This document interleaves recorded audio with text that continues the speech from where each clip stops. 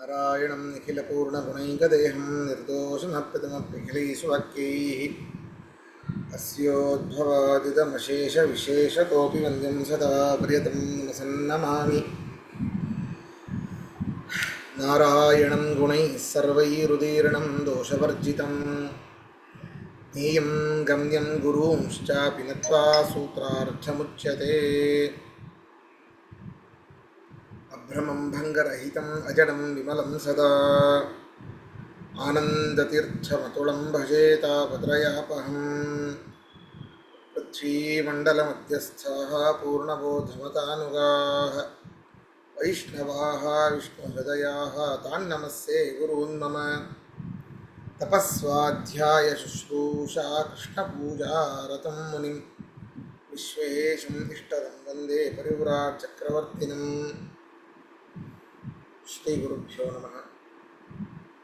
ಹರಿ ಓಂ. ಆನಂದಮಯಾಧಿಕರಣದ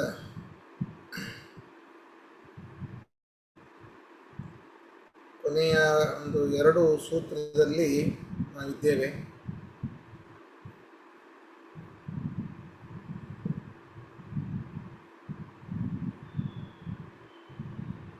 ನಿನ್ನೆ ಭೇದವ್ಯಪದೇಶಾಚ್ಚ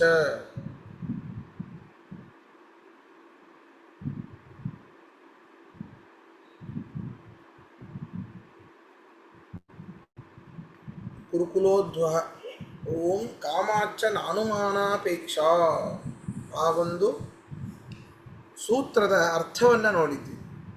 ಅಂದರೆ ಅನುಮಾನಗಳ ವಿರೋಧ ಬರ್ತದೆ ಅಂತಂದರೆ ಅದಕ್ಕೆ ಈ ಸೂತ್ರ ಹೊರಟಿರುವಂಥದ್ದು. ಅನುಮಾನದ ವಿರೋಧ ಬರೋದಿಲ್ಲ. ಯಾಕೆ? ಈ ಏನನ್ನ ಆ ವಿರೋಧಿಸಿ ಬರ್ತಾ ಇತ್ತು ಆ ಅನುಮಾನ, ಜೀವ ಬ್ರಹ್ಮರ ಭೇದವನ್ನು ವಿರೋಧಿಸಿ ಬರ್ತಾ ಇತ್ತು. ಅರ್ಥಾತ್ ಜೀವ ಮತ್ತು ಬ್ರಹ್ಮರಿಗೆ ಐಕ್ಯವೇ ಇದೆ ಅನ್ನೋದನ್ನು ಪ್ರತಿಪಾದನೆ ಮಾಡಲಿಕ್ಕೆ ಬರ್ತಾ ಇತ್ತು ಆ ಒಂದು ಅನುಮಾನ. ಆದರೆ ಅದರ ವಿರೋಧ ಬರೋದಿಲ್ಲ ಅಂತ. ಯಾಕೆ ಅಂತಂದರೆ ಜೀವಬ್ರಹ್ಮರಿಗೆ ಐಕ್ಯ ಇದೆ ಅಂತ ನೀವು ಅನುಮಾನದ ಮೂಲಕ ಸಾಧನೆ ಮಾಡಲಿಕ್ಕೆ ಆಗೋದಿಲ್ಲ. ಮಾಡಿದರೆ ಶ್ರುತಿಯ ಮೂಲಕವೇ ಮಾಡಬೇಕು. ಆದರೆ ಶ್ರುತಿಯಲ್ಲಿ ಈ ರೀತಿ ಅರ್ಥ ತೋರ್ತಾ ಇಲ್ಲ. ಅಹಂ ಬ್ರಹ್ಮಾಸ್ಮಿ ತತ್ವಮಸಿ ಅಲ್ಲಿರುವಂತಹ ಅಸ್ಮಶಬ್ದಕ್ಕೆ ವಿಶ್ವಶಬ್ದಕ್ಕೆ ಬೇರೆ ಅರ್ಥವೇ ಇದೆ. ಆದ್ದರಿಂದ ಅನುಮಾನ ಯಾವಾಗ ವಿರೋಧ ಬರ್ತಿತ್ತು ಅಂತಂದರೆ ಐಂದ್ರಿಯಕವಾದ ವಿಷಯಗಳಲ್ಲಿ ಅನುಮಾನದ ವಿರೋಧ ಬರುತ್ತೆ. ಇದು ಅತೀಂದ್ರಿಯವಾದ ವಿಷಯಗಳು. ನಮಗೆ ಕಾಣ್ತಾ ಇರೋ ನಮ್ಮ ದೇಹವೇ ಹೊರತು ಜೀವ ಅಲ್ಲ. ಬ್ರಹ್ಮ ಅಂದ್ರೂ ಕಾಣೋದೇ ಇಲ್ಲ. ಇವರಿಬ್ಬರೇ ಕಾಣೋದಿಲ್ಲ, ಆಮೇಲೆ ಐಕ್ಯಲ್ಲಿ ಕಾಣಬೇಕು. ಆದ್ದರಿಂದ ಅನುಮಾನದ ವಿರೋಧ ಬರೋದಿಲ್ಲ. ಯಾಕೆ? ಕಾಮಾಚ್ಚ ಹೇಗೆ ಬೇಕೋ ಹಾಗೆ ನಾವು ಅನುಮಾನವನ್ನು ಮಾಡಬಹುದು, ಮನಸ್ಸಿಗೆ ಬಂದ ಹಾಗೆ. ಅದರ ಒಂದು ಭಾಷ್ಯವನ್ನು ನೋಡೋಣ. ಆ ಒಂದು ಸೂತ್ರದ ಭಾಷ್ಯವನ್ನು. ಯಥಾ ಕಾಮಂ ಹಿ ಅನುಮಾತುಂ ಶಕ್ಯತೆ ಹೇಳಬೇಕೆಲ್ಲರೂ. ಅತೋಣ ತತ್ವೇ ಪೃಥಕ್ ಅನುಮಾನಮಪೇಕ್ಷತೆ ಉಕ್ತಂ ಚ ಸ್ಕಾಂದೇ. ಯಥಾ ಕಾಮಾನುಮಾಯಸ್ಮಾತ್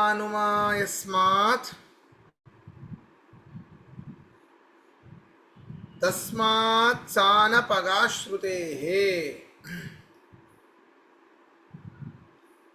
ಪೂರ್ವಾಪರಾ ವಿರೋಧಾಯ ಚಿಷ್ಯತೆ ನಾನ್ಯಥಾ ಕ್ವಚಿತ್ ಇತಿ.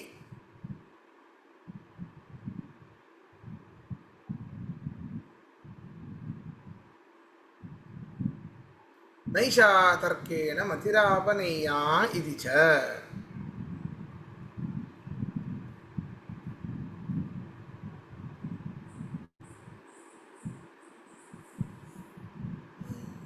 ನೋಡ್ರಿ, ಭಾಷ್ಯದಲ್ಲಿ ಬಂದಿರುವ ಶಬ್ದಗಳ ಅರ್ಥವನ್ನು ನೋಡೋಣ. ಯಥಾ ಕಾಮಂ ಹಿ ಅನುಮಾತುಂ ಶಕ್ಯತೆ.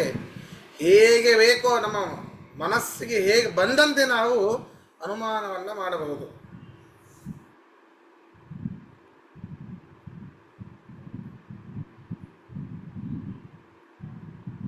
ಏನಂತ ನಾವು ಪಶುಗಳು ಅಂತ ಅನುಮಾನ ಮಾಡಬಹುದು.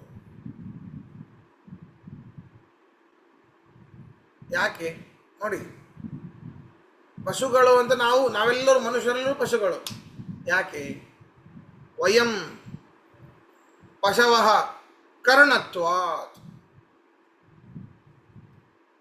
ನೋಡಿಪ್ಪ, ಈಗ ಪರ್ವತಃ ವನ್ಯಮಾನ್ ಧೂಮಾತ್ ಅಂತ ಹೇಳಿ ಸುಮ್ಮನೆ ಒಂದು ಎಕ್ಸಾಂಪಲ್ ಕೊಡ್ತಾ ಇದ್ದೀನಿ. ಪರ್ವತಃ ವನ್ಯಮಾನ್ ಧೂಮಾತ್ ಪ್ರಸಿದ್ಧವಾದ ಅನುಮಾನ ಇದು. ಪರ್ವತವು ಬೆಂಕಿ ಉಳ್ಳದ್ದಾಗಿದೆ, ಧೂಮ ಉಳ್ಳದ್ದರಿಂದ. ಎಕ್ಸಾಂಪಲ್ ಮಹಾನಸಃ ಅಂದರೆ ಅಡಿಗೆ ಶಾಲೆ ಅಥವಾ ಯಾಗಶಾಲೆ. ಆ ಯಾಗಶಾಲೆಯಲ್ಲಿ ಧೂಮವನ್ನೂ ನೋಡಿದ್ದೆ, ಬೆಂಕಿಯನ್ನೂ ನೋಡಿದ್ದೆ. ಈಗ ಪರ್ವತದಲ್ಲಿ ಧೂಮ ಕಾಣಿಸ್ತಾ ಇದೆ ಅಂತಂದ ಮೇಲೆ ಬೆಂಕಿ ಇರಬೇಕು. ಎಕ್ಸಾಂಪಲ್ ಕೊಟ್ಟರು. ಹಾಗಾದರೆ ಎರಡು ಕಡೆಯೂ ಧೂಮ ಇದೆ, ಬೆಂಕಿ ಇರಬೇಕು. ಹಾಗೆ ವಯಂ ಪಶವಃ ಕರ್ಣತ್ವಾತ್.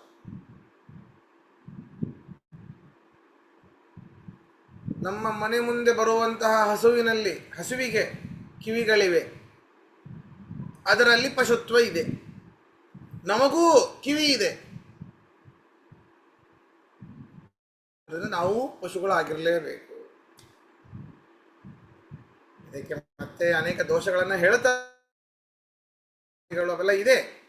ಆದರೆ ಸುಮ್ಮನೆ ಒಂದು ಎಕ್ಸಾಂಪಲ್ ಆಗಿ ಹೇಗೆ ಬಂದ ಹಾಗೆ ನಾವು ಅನುಮಾನವನ್ನು ಮಾಡಬಹುದು. ಶಬ್ದ ಅನಿತ್ಯ ಶಬ್ದತ್ವ. ಈಗ ನೋಡ್ರಿ, ವೇದ ಅನಿತ್ಯ ಶಬ್ದತ್ವ. ವೇದವು ಅನಿತ್ಯ ಅಂತ ಹೇಳಿಬಿಡೋಣ. ನಾರಾಯಣ ಮಾನವ ಪುರುಷತ್ವಾತ್. ಪರಮಾತ್ಮ ಮಾನವನಾಗಿದ್ದಾನಪ್ಪ, ಪುರುಷತ್ವಾತ್. ಅಸ್ಮದಾದಿವತ್, ನಮ್ಮಲ್ಲಿ ಪುರುಷತ್ವ ಇದೆ, ನಾವೆಲ್ಲ ಮಾನವರಾಗಿದ್ದೇವೆ. ಪರಮಾತ್ಮನಲ್ಲೂ ಪುರುಷತ್ವ ಇದೆ, ಪರಮ ಪುರುಷ. ಆದ್ದರಿಂದ ಅವನು ಮಾನವನಾಗಬೇಕು. ಹೇಗೆ ಬಾಯಿಗೆ ಬಂದ ಹಾಗೆ, ಮನಸ್ಸಿಗೆ ಬಂದ ಹಾಗೆ ನಾವು ಬಾಯಿಗೆ ಬಂದ ಹಾಗೆ ಮನಸ್ಸಿಗೆ ಬಂದಾಗ, ಹೇಗೆ ಬೇಕೋ ಹಾಗೆ ಮನಸ್ಸಿಗೆ ಬಂದಾಗ ಅವಾಗ ನಾವು ಬಾಯಿಗೆ ಬಂದ ಹಾಗೆ ಮಾತಾಡಬಹುದು ಅನುಮಾನದಿಂದಾಗಿ. ಆದ್ದರಿಂದ ಯಥಾ ಕಾಮಂ ಹಿ ಅನುಮಾತುಂ ಶಕ್ಯತೆ, ಅತಃ ನ ತತ್ವೇ ಪೃಥಕ್ ಅನುಮಾನಮಪೇಕ್ಷತೆ. ಅದರಿಂದಾಗಿ ತತ್ವನಿಶ್ಚಯದಲ್ಲಿ, ಅದರಲ್ಲೂ ವಿಶೇಷವಾಗಿ ಅತೀಂದ್ರಿಯ ವಿಷಯಗಳಲ್ಲಿ ಅನುಮಾನವನ್ನು ಸ್ವತಂತ್ರ ಪ್ರಮಾಣ ಅಂತ ಹೇಳಲಿಕ್ಕಾಗುವುದೇ ಇಲ್ಲ. ಇದು ಸ್ಕಾಂದ ಪುರಾಣದಲ್ಲಿ ಹೇಳುವಂತಹ ಮಾತು. ಯಥಾ ಕಾಮಾನುಮಾಯಸ್ಮಾತ್ ತಸ್ಮಾತ್ ಸಾನಪಗಾಶ್ರುತೇ ಅನಪಗಾಶ್ರುತೇ. ಮತ್ತೆ ಅದೇ ಹೇಗೆ ಬೇಕೋ ಹಾಗೆ ನಮಗೆ ಅನುಮಾನವನ್ನು ಮಾಡಲಿಕ್ಕೆ ಬರುತ್ತೆ. ಆದ್ದರಿಂದಾಗಿ ಅದು ಶ್ರುತಿಯಲ್ಲಿ ಹೇಳಿರುವಂತಹ ವಿಷಯಗಳಿಗೆ ಅದು ವಿರೋಧವಾಗಲಿಕ್ಕೆ ಸಾಧ್ಯ ಇಲ್ಲ. ಅದರ ವಿರೋಧ ಬರಲಿಕ್ಕೆ ಸಾಧ್ಯ ಇಲ್ಲ. ಆ ಅನುಮಾನವು ಶ್ರುತಿಗಳಿಗೆ ವಿರುದ್ಧವಾಗಲಿಕ್ಕೆ ಸಾಧ್ಯ ಇಲ್ಲ. ಪೂರ್ವಾಪರ ವಿರೋಧಾಯ ಚಿಷ್ಯತೆ ನಾಣ್ಯತ. ಹಾಗಾದರೆ ಎಲ್ಲೂ ಅನುಮಾನದ ಅಪೇಕ್ಷೆಯೇ ಇರೋದಿಲ್ವ ಶ್ರುತಿಯಲ್ಲಿ? ಇರ್ತದಂತೆ ನೋಡ್ರಿ. ಶ್ರುತಿಗಳಲ್ಲಿಯೇ ಮುಂದೆ ಹಿಂದಿನ ಒಂದು ಭಾಗದಲ್ಲಿ ಬೇರೆ ವಿಷಯವನ್ನು ಹೇಳಿರ್ತದೆ, ಅದಕ್ಕೆ ಸಂಬಂಧಪಟ್ಟಂತಹ ವಿಷಯವನ್ನು ಇಲ್ಲಿ ಹೇಳಿರ್ತದೆ. ಎರಡು ವಿರೋಧ ಬಂತಲ್ಲ. ಸಾಯಂಕಾಲ ಸಂಧ್ಯಾ ವಂದನೆ ಮಾಡಬೇಕು, ಇಲ್ಲಿ ಬೆಳಗಿನ ಮಾಡಬೇಕು ಅಂತ ಇದೆ. ಏನಿದು? ಯಾವಾಗ ಮಾಡಬೇಕು ಹಾಗಾದ್ರೆ? ಅದಕ್ಕೆ ಅದಕ್ಕಿಂತ ಹಿಂದಿನ ಅನೇಕ ಶ್ರುತಿಗಳಲ್ಲಿ ಬಂದಿರುವಂತಹ ಶ್ರುತಿಯಲ್ಲಿ ಬಂದಿರುವಂತಹ ಲಿಂಗಗಳನ್ನೇ ಇಟ್ಟುಕೊಂಡು ಶ್ರುತಿ ಸಹಕೃತವಾದ ಲಿಂಗಗಳಿಂದಾಗಿ ಅನುಮಾನ ಮಾಡಿದಾಗ ಮಾತ್ರ ಆ ಅನುಮಾನವು ಈ ಪೂರ್ವಾಪರ ವಿರೋಧವನ್ನು ಪರಿಹಾರ ಮಾಡುತ್ತೆ. ಸುಮ್ಮನೆ ಅನುಮಾನ ಮಾಡ್ತೇನೆ ಅಂತ ಆಗೋದಿಲ್ಲ. ಶ್ರುತಿ ಸಹಕೃತವಾದಂತಹ ಅನುಮಾನ ಮಾತ್ರ ಇದಕ್ಕೆ ವಿರೋಧ ಪರಿಹಾರವಾಗತ್ತೆ. ಇನ್ನೂ ಇದೆ, ಐಷಾ ತರ್ಕೇನ ಮತಿರಾಪನೆ. ತರ್ಕದಿಂದಾಗಿ ಪರಮಾತ್ಮನನ್ನ ಅಥವಾ ಅತೀಂದ್ರಿಯವಾದ ವಿಷಯಗಳಲ್ಲಿ ಹೊಂದಲು ಶಕ್ಯ ಇಲ್ಲ. ತರ್ಕದಿಂದಾಗಿ ನಾ ಅಪನೀಯ, ಹೊಂದಲು ಸಾಧ್ಯವೇ ಇಲ್ಲ ಅಂತ ಹೀಗೆ ಕಾಟಕೋಪನಿಷತ್ತಿನಲ್ಲಿ ಹೇಳಿರುವುದರಿಂದ ಶ್ರುತಿಗಳಿಗೆ ಅನುಮಾನದ ವಿರೋಧ ಬರೋದೇ ಇಲ್ಲ. ಇನ್ನು ಜೀವನಿಗೆ ಆನಂದಮಯತೆ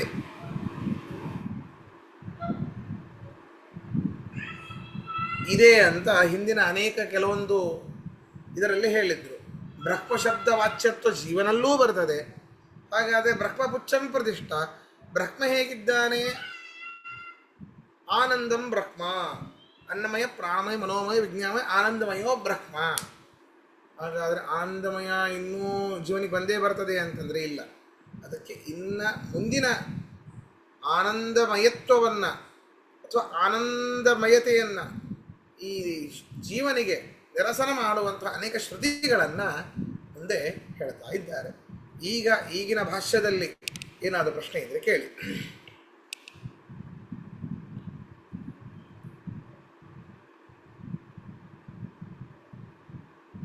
ನಮಸ್ಕಾರ ಆಚಾರ್ಯ. ಜಸ್ಟ್ ಕ್ಲಾರಿಫಿಕೇಶನ್, ಶ್ರುತಿಗಳಿಗೆ ಅನುಗುಣವಾಗಿದ್ರೆ ಅನುಮಾನ ಅದು ಸರಿ, ಇಲ್ದೇರೆ ಅದು ಫಾಲ್ಸ್ ಲಾಜಿಕ್.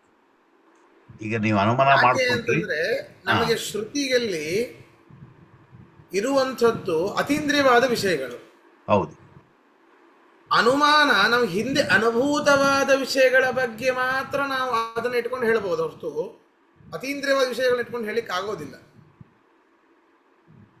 ಹೌದು, ಶ್ರುತಿಗಳ ಸಪೋರ್ಟ್ ಇಲ್ದರೆ ನಿಮ್ಗೆ ಇದೇ ಲಾಜಿಕ್ ಬಿದ್ದೋಗತ್ತೆ ದಬಕ್ಕಂತ. ಹೌದು ಹೌದು ಹೌದು. ಧನ್ಯವಾದ.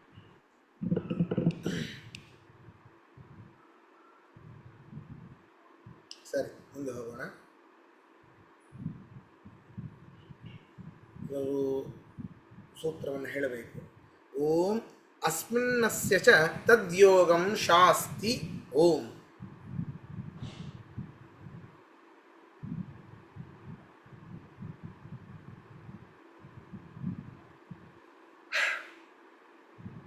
ಇದು ಅಸ್ಮಿನ್ ಅಸ್ಯ ಚ ತದ್ಯೋಗಂ ಶಾಸ್ತಿ.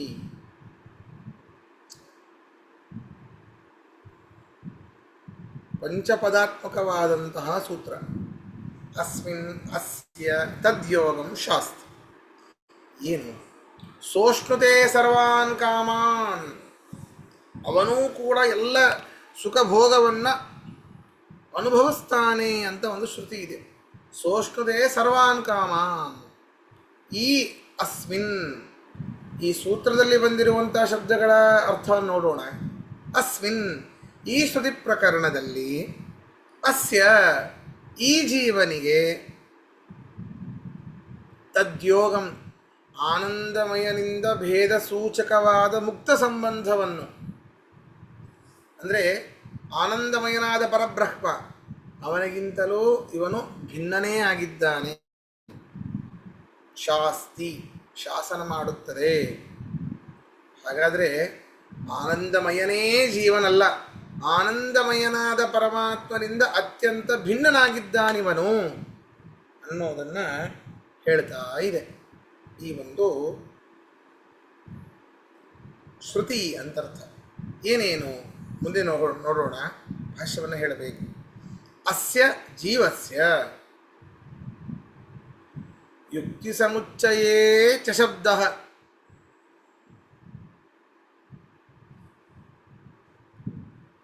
ಸೋಷ್ಣುತೆ ಸರ್ವಾನ್ ಕಾಮಾನ್ ಸಹ ಬ್ರಹ್ಮಣ ವಿಪಶ್ಚಿತ ಬಂತ ನೋಡಿ ಆ ಶ್ರುತಿ. ಅನಿಲಯನೇ ಭಯಂ ಪ್ರತಿಷ್ಠಾಂ ವಿಂದತೆ.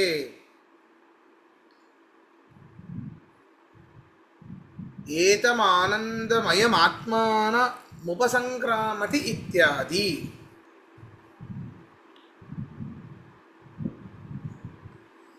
ಇಲ್ಲಿ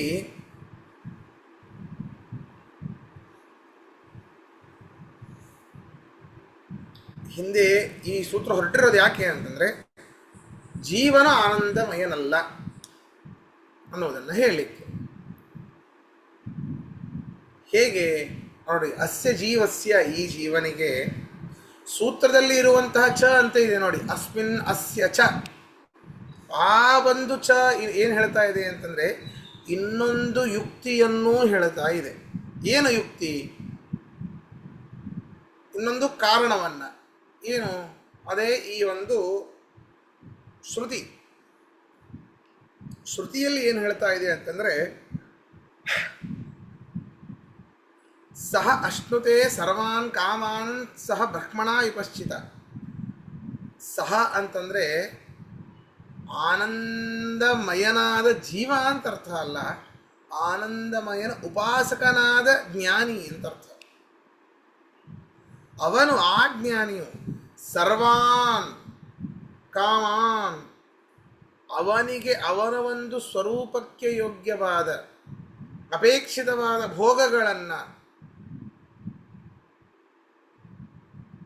ವಿಪಶ್ಚಿತ ಬ್ರಹ್ಮಣ ಸಹ, ಸರ್ವಜ್ಞನಾದ ಆ ಪರಮಾತ್ಮನಿಂದ ಕೂಡಿಕೊಂಡು ಅಶ್ನುತೆ ಅನುಭವಿಸುತ್ತಾನೆ. ನೋಡ್ರಿ, ಅನುಭವಿಸುತ್ತಾನೆ ಅಂತ ಇದೆ. ಅವನು ಒಂದು ವೇಳೆ ಆನಂದಮಯನೇ ಆಗಿದ್ದರೆ,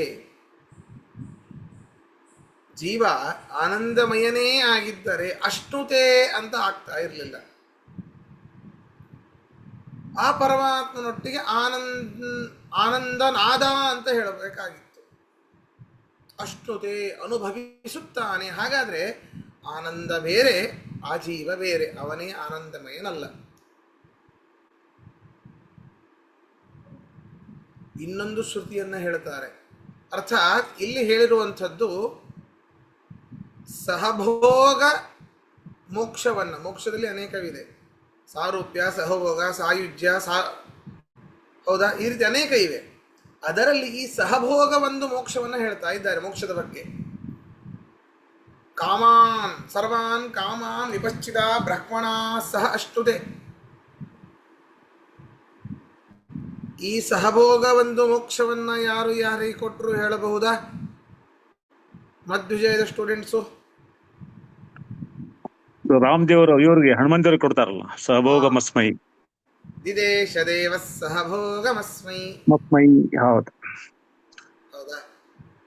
ಆ ಒಂದು ಮೋಕ್ಷದ ಬಗ್ಗೆ ಸಹಭೋಗ ಕೊಡಬೇಕು ಅಂತ ನಾವು ಆ ಒಂದು ಆನಂದಕ್ಕಿಂತ ಭಿನ್ನರಾಗಿರ್ಬೇಕಲ್ಲ. ನಾವೇ ಆನಂದಮಯರಾಗಿದ್ರೆ ಆ ಭೋಗ ನಮ್ಮಲ್ಲಿ ಆಲ್ರೆಡಿ ಇದೆ, ಇನ್ನೇನು ಕೊಡೋದು?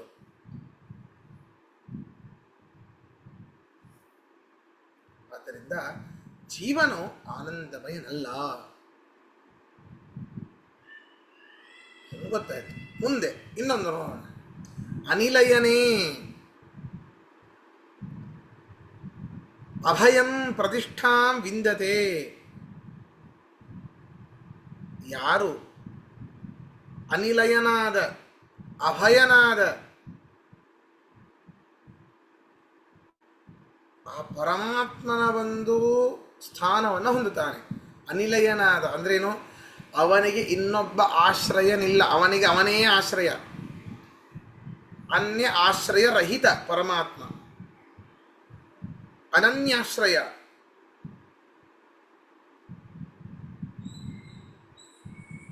ಅಭಯಂ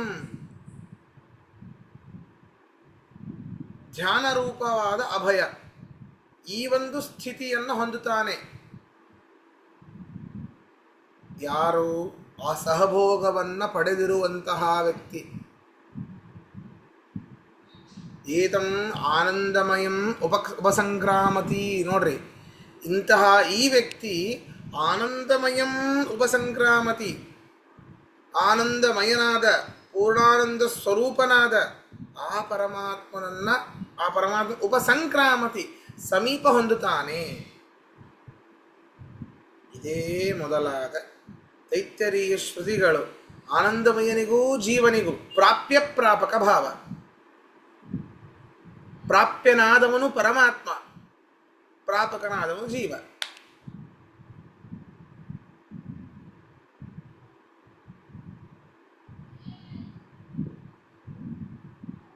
ಹೌದಾ? ಆದ್ದರಿಂದ ಭೇದವನ್ನೇ ಹೇಳ್ತಾ ಇವೆ. ಆನಂದಮಯ ಜೀವನಲ್ಲ, ಆನಂದಮಯ ಪರಮಾತ್ಮನೇ. ಆದ್ದರಿಂದ ಹೀಗೆ ಸ್ಪಷ್ಟವಾಗಿ ಭೇದವನ್ನೇ ಹೇಳೋದರಿಂದಾಗಿ ಆನಂದಮಯ ಶಬ್ದ ವಾಚ್ಯನಾದವನು ವಿಷ್ಣುವೇ ಆಗ್ತಾನೆ ಹೊರತು ಚತುರ್ಮುಖ ಆಗಲಿ ಜೀವರಾಗಲಿ ಯಾರೂ ಕೂಡ ಆಗೋದಿಲ್ಲ, ಯಾರೂ ಕೂಡ ಆಗೋದಿಲ್ಲ ಅಂತ ಹೇಳ್ತಾ ಈ ಒಂದು ಅಧಿಕರಣವನ್ನು ಇಲ್ಲಿ ಮುಗಿಸ್ತಾ ಇದ್ದಾರೆ. ಇದರಲ್ಲಿ ಪ್ರಶ್ನೆ ಇದ್ದರೆ ಕೇಳಿ. ಈ ಒಂದು ಭಾಷ್ಯದಲ್ಲಿ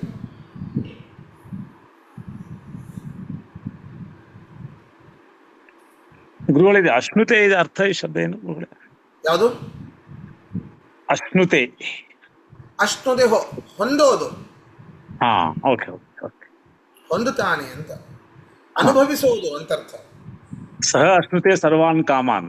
ಹಾ ಹಾ ಹಾ ಹಾ ಹೌದು. ಎಲ್ಲ ಕಾಮನೆಗಳನ್ನು ಅವನು ಅನುಭವಿಸೋದು ಅಂತ ಅರ್ಥ. ಸರಿ ಗುರು. ಸಂಪೂರ್ಣವಾಗಿ ಈ ಒಂದು ಆನಂದಮಯಾಧಿಕರಣ ಹೊರಟಿರುವಂಥದ್ದು ಮೊದಲಿಂದ ಸ್ವಲ್ಪ ಹೇಳಬೇಕು ಅಂತಾದರೆ ಹಿಂದಿನ ಅನೇಕ ಅಧಿಕರಣಗಳಲ್ಲಿ ಬ್ರಹ್ಮನ ತನಕ ನಿಂತಿತ್ತು. ಈ ಒಂದು ಅಧಿಕರಣದಲ್ಲಿ ಸಕಲ ಶಬ್ದ ಸಮನ್ವಯ. ಹೌದಾ?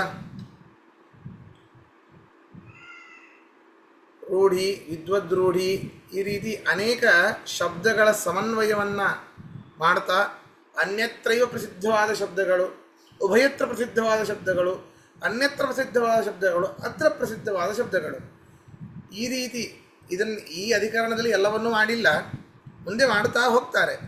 ಸರಿನಾ?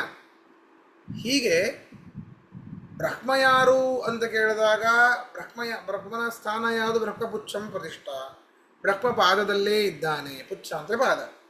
ಆ ಬ್ರಹ್ಮನ ಸ್ವರೂಪ ಏನು? ಆನಂದಮಯ. ಅಲ್ಲ, ಬ್ರಹ್ಮ ಅಂತಂದರೆ ಜೀವಾದಿಗಳಲ್ಲೂ ಬ್ರಹ್ಮಶಬ್ದ ವಾಚ್ಯತ್ವ ಇದೆ. ಅದರಿಂದಾಗಿ ಅವರ್ಯಾಕೆ ಬ್ರಹ್ಮ ಆಗಬಾರದು ಅಂತ ಹೇಳ್ತಾ ಅವರು ಬ್ರಹ್ಮರಾಗಲಿಕ್ಕೆ ಸಾಧ್ಯ ಇಲ್ಲ. ಆನಂದಮಯರಲ್ಲ ಅವರು. ಅವರಲ್ಲಿ ಕಿಂಚಿತ್ ಆನಂದ ಇದೆ ಹೊರತು ಅವರು ಆನಂದಮಯರಲ್ಲ. ಅದರಿಂದಾಗಿ ಬ್ರಹ್ಮಶಬ್ದ ವಾಚ್ಯರಾದವರು ಅವರಾಗಲಿಕ್ಕೆ ಸಾಧ್ಯ ಇಲ್ಲ. ಆನಂದಮಯೋಭ್ಯಾಸ ಅಂತ ಹೇಳಿ ವಿಷ್ಣುವಿನಲ್ಲಿಯೇನೇ ಆನಂದಮಯ ಶಬ್ದ ಬರ್ತದೆ. ಅನ್ನಾದಿ ವಿಕಾರಗಳು ಅಲ್ಲಿ ಮಯ ಅಂತೆಲ್ಲ ಕಡೆ ಇದೆ. ಆ ಮಯಟ್ ಪ್ರತ್ಯಯಕ್ಕೆ ವಿಕಾರ ಅಂತರ್ಥ ಅಲ್ಲ, ಪ್ರಾಚುರ್ಯ ಅಂತರ್ಥ. ಪ್ರಾಚುರ್ಯ ಅಂತರ್ಥ. ಆನಂದದ ಉತ್ಕೃಷ್ಟತೆ ಯಾರಲ್ಲಿ ಇರೋದು?